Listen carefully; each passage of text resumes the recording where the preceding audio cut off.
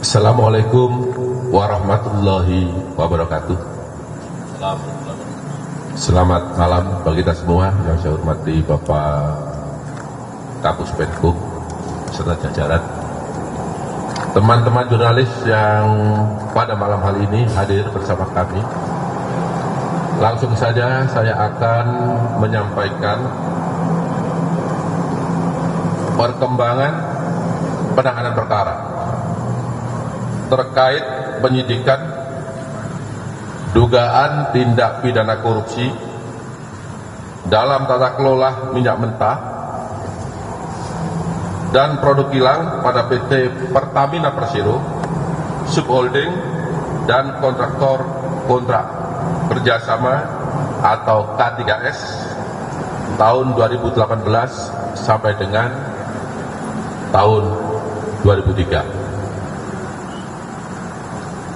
Bahwa pada hari ini Senin tanggal 24 Februari 2025 kami kembali menyampaikan perkembangan penyidikan perkara dugaan tindak pidana korupsi dalam tata kelola minyak mentah dan produk kilang pada PT Pertamina Persero Subholding dan kontrak kerjasama atau K3S tahun 2018 sampai dengan tahun 2023. Berdasarkan surat perintah penyidikan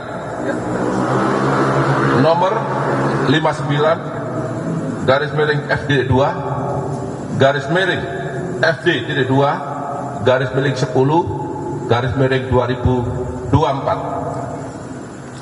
tanggal 24 Oktober 2024. Berdasarkan perkembangan penyidikan tersebut, tim penyidik menyimpulkan dalam ekspos perkara bahwa telah terdapat serangkaian perbuatan tindak pidana korupsi yang dapat merugikan keuangan negara dari adanya alat bukti yang cukup, yaitu sebagaimana telah disampaikan tadi oleh Pak Kapus Penkum, yaitu berdasarkan keterangan saksi, berdasarkan keterangan ahli, berdasarkan bukti dokumen yang telah disita secara sah, dan bukti-bukti lain termasuk barang bukti elektronik atau BB. Berdasarkan alat bukti tersebut, tim penyidik pada malam hari ini menetapkan 7 orang sebagai tersangka, antara lain 1 RS yang bersangkutan adalah Direktur Utama PT Pertamina Patra Niaga. Yang kedua,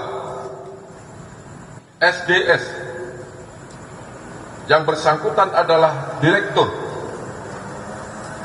Feedstock and Product Optimization PT Kilang Pertamina Internasional.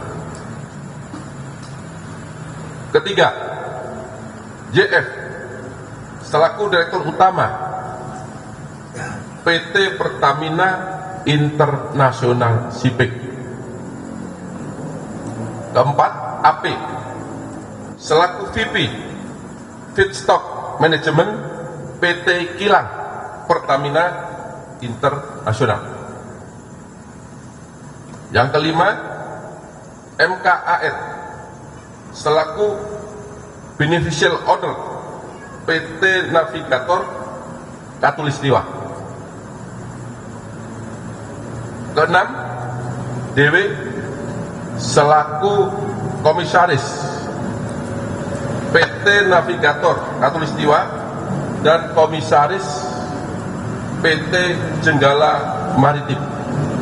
Jadi yang bersangkutan menjabat sebagai komisaris pada 2 perusahaan sekaligus. Sedangkan yang terakhir, ketujuh, adalah GRJ selaku komisaris Jenggala Maritim dan sekaligus menjabat sebagai Direktur Utama PT Orbit Terminal Merak. Itulah 7 tersangka yang telah ditetapkan oleh penyidik pada malam hari ini berdasarkan alat bukti yang cukup. Kemudian setelah dilakukan pemeriksaan kesehatan dan yang bersangkutan dinyatakan sudah sehat, selanjutnya tim penyidik melakukan penahanan terhadap para tersangka 20 hari ke depan terhitung sejak hari ini tanggal 24 Februari 2025 berdasarkan surat perintah penahanan. Yang pertama, surat perintah penahanan nomor 14, kemudian surat perintah penahanan nomor 13, surat penahanan nomor 12, surat perintah penahanan nomor 15, surat perintah penahanan nomor 16, surat penahanan nomor 17, dan surat perintah penahanan nomor 18 garis miring F.2 garis miring FD.2 garis miring 02 garis miring 2025 tanggal 24 Februari 2025. Adapun kasus posisi akan saya sampaikan sebagai berikut. Bahwa pada periode 2018 sampai dengan periode 2023, pemenuhan minyak mentah dalam negeri seharusnya wajib mengutamakan pasokan minyak bumi dari dalam negeri, dan Pertamina wajib mencari pasokan minyak bumi yang berasal dari kontraktor dalam negeri sebelum merencanakan impor minyak bumi sebagaimana diatur dalam pasal 2 dan pasal 3 Peraturan Menteri ESDM nomor 42 tahun 2018 tentang prioritas pemanfaatan minyak bumi untuk pemenuhan kebutuhan di dalam negeri. Namun berdasarkan fakta penyidikan yang didapat, tersangka RS, SDS, dan AP melakukan pengondisian dalam rapat optimalisasi hilir atau OH yang dijadikan dasar untuk menurunkan produksi kilang sehingga produksi minyak bumi dalam negeri tidak terserap seluruhnya, dan pada akhirnya pemenuhan minyak mentah maupun produk kilang dilakukan dengan cara impor. Pada saat produksi kilang minyak sengaja diturunkan, maka produksi minyak mentah dalam negeri oleh K3S sengaja ditolak dengan fakta sebagai berikut.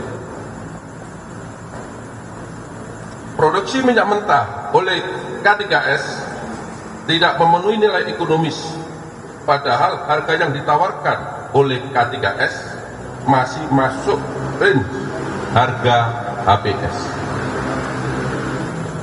Yang kedua, produksi minyak mentah K3S dilakukan penolakan dengan alasan spesifikasi tidak sesuai dengan spek.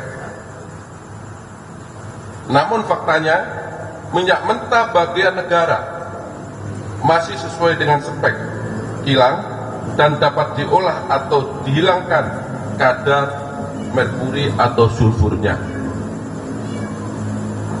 Jadi kerjasama antara pemerintah dengan pihak K3S, kontrak kerja pelaksana ini, ada bagian minyak yang sebagian K3S dan bagian negara atau Pertamina dengan kualitas yang sama berdasarkan prosentase yang telah disepakati.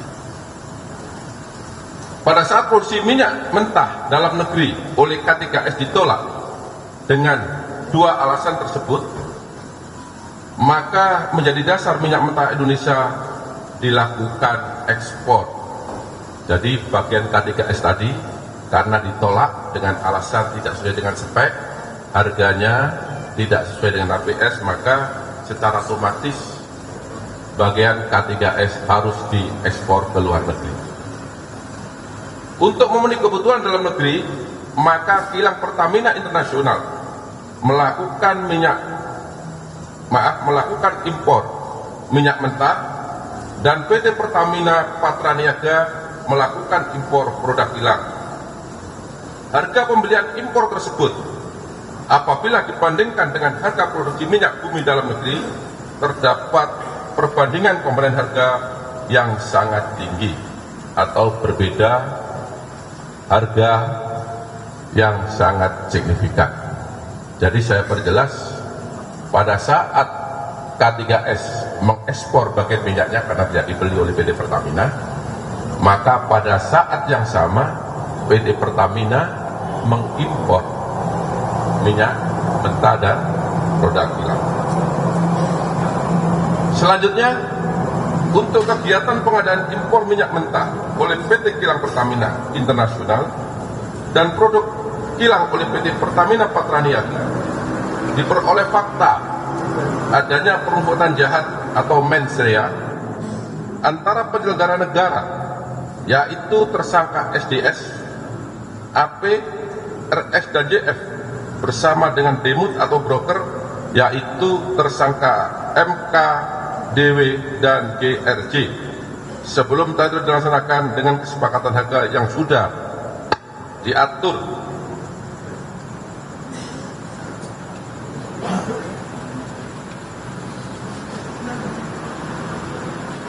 yang bertujuan untuk mendapatkan keuntungan secara melawan hukum dan merugikan keuangan negara. Permufakatan tersebut diwujudkan dengan adanya tindakan atau actus reus, pengaturan proses pengadaan impor minyak mentah dan impor produk kilang, sehingga seolah-olah telah dilaksanakan sesuai dengan ketentuan dengan cara mengkondisikan pemenangan demut atau broker yang telah ditentukan dan menyetujui pembelian dengan harga tinggi melalui spot yang tidak memenuhi persyaratan, yaitu dilakukan dengan cara tersangka RS, SDS, dan AP memenangkan demut atau broker minyak mentah dan produk kilang secara melawan hukum. Yang kedua, tersangka DM dan GRJ melakukan komunikasi dengan tersangka AP untuk dapat memperoleh harga tinggi pada saat syarat belum terpenuhi dan mendapatkan persetujuan dari tersangka SDS untuk impor minyak mentah dan dari tersangka RS untuk produk kilang. Dalam pengadaan produk kilang yang dilakukan oleh PT Pertamina Patraniaga, tersangka RS melakukan pembelian atau pembayaran untuk RON 92, padahal sebenarnya yang dibeli adalah RON 90 atau lebih rendah, kemudian dilakukan blending di depo untuk menjadi RON 92, dan hal tersebut tidak diperbolehkan atau bertentangan dengan ketentuan yang ada. Pada saat telah dilakukan pengadaan impor minyak mentah dan impor produk kilang, diperoleh fakta adanya markup kontrak shipping atau pengiriman yang dilakukan oleh tersangka JF selaku Direktur Utama PT Pertamina International Shipping, sehingga negara mengeluarkan fee sebesar 13 sampai dengan 15% secara melawan hukum, sehingga tersangka MKAR mendapatkan keuntungan dari transaksi tersebut. Pada saat kebutuhan minyak dalam negeri mayoritas diperoleh oleh produk impor secara melawan hukum, maka komponen harga dasar yang dijadikan acuan untuk penetapan HP atau harga indeks pasar, bahan bakar minyak untuk dijual kepada masyarakat menjadi mahal atau lebih tinggi, sehingga jadikan dasar pemberian kompensasi maupun subsidi bahan bakar minyak setiap tahun melalui APBN.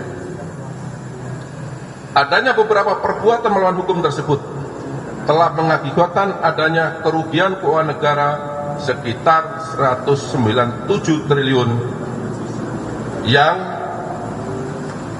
bersumber dari berbagai komponen. Yang pertama, kerugian ekspor minyak mentah dalam negeri, kemudian kerugian impor minyak mentah melalui demut atau broker, kerugian impor BBM melalui demut atau broker, kerugian pemberian kompensasi, dan kerugian karena pemberian subsidi karena harga minyak tadi menjadi tinggi. Perbuatan tersangka melanggar ketentuan pasal 2 ayat 1, junto pasal 3, junto pasal 18 Undang-Undang Nomor 31 Tahun 1999 sebagaimana diubah dengan Undang-Undang Nomor 20 Tahun 2001 tentang Undang-Undang Pemberantasan Tindak Pidana Korupsi, junto pasal 55 ayat 1 ke 1 Kitab Undang-Undang Hukum Pidana. Demikian perkembangan penyidikan terkait dugaan tindak pidana korupsi dalam tata kelola minyak mentah dan produk kilang pada PT Pertamina Persero, subholding dan kontraktor kontrak kerja atau K3S yang dapat kami sampaikan. Apabila ada kata-kata yang kurang jelas, yang kurang berkenan, saya mohon maaf dan saya akhiri. Wabillahi taufiq wal hidayah. Wassalamualaikum warahmatullahi wabarakatuh. Waalaikumsalam warahmatullahi wabarakatuh.